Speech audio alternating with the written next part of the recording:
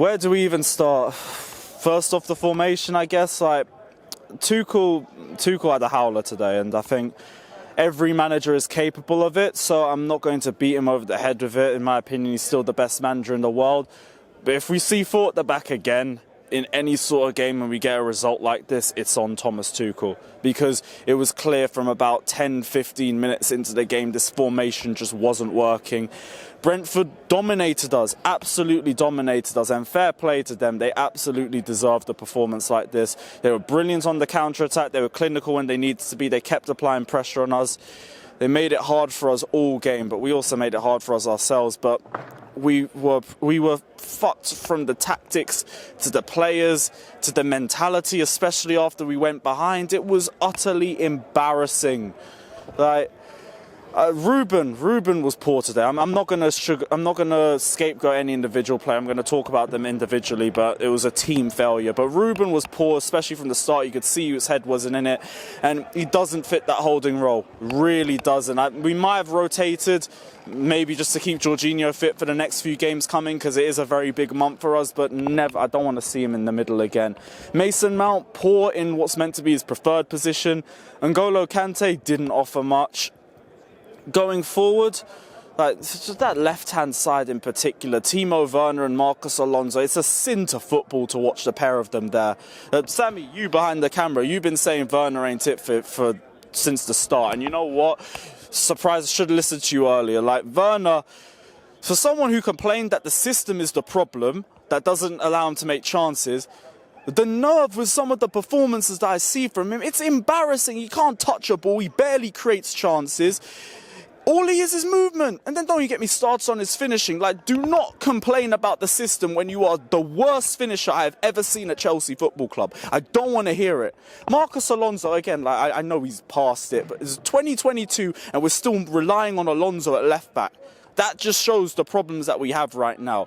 And we just opened the door for Arsenal to potentially come and overtake us. They'll be 2 points behind us if they win at Crystal Palace. And then we got the big game on 4:20 against them. It was absolutely poor from us. Defensively, we couldn't play the ball out of the back to save our lives, but it was also because the midfield couldn't do anything with the ball when they received it. It was just an atrocious midfield in general. Kai Havertz did try, but he was also very wasteful, missed key chances in the game, especially in the second half. And it's a familiar pattern with our strikers. Like my mate was saying to me, Chelsea are very unlikely to score 2 in 20 minutes. We barely score 2 in a full game. And it's because we're just wasteful. We take too much time on the ball. We don't move. Like, we complain that Lukaku doesn't move when he's off the ball. What did I see from the Chelsea players from the last 20, 30 minutes when someone had the ball? No movement. Just standing there. No anticipation. No willingness to open themselves up into space. They made it easy for Brentford the whole fucking match. So easy for them. And like, I don't mind players that try, which is why I did give Werner the benefit of the doubt, especially throughout last season as well, because the effort's there. But effort is only good to a point. It needs to be application. And today there wasn't even the effort, especially when we went down 3-1 to Brentford. We gave up, absolutely gave up, and we threw the game away. There was no intent to try and come back. There was good movement and there was some chances, but when we were on the ball and in possession, we were lazy and we were wasteful. The same way as always.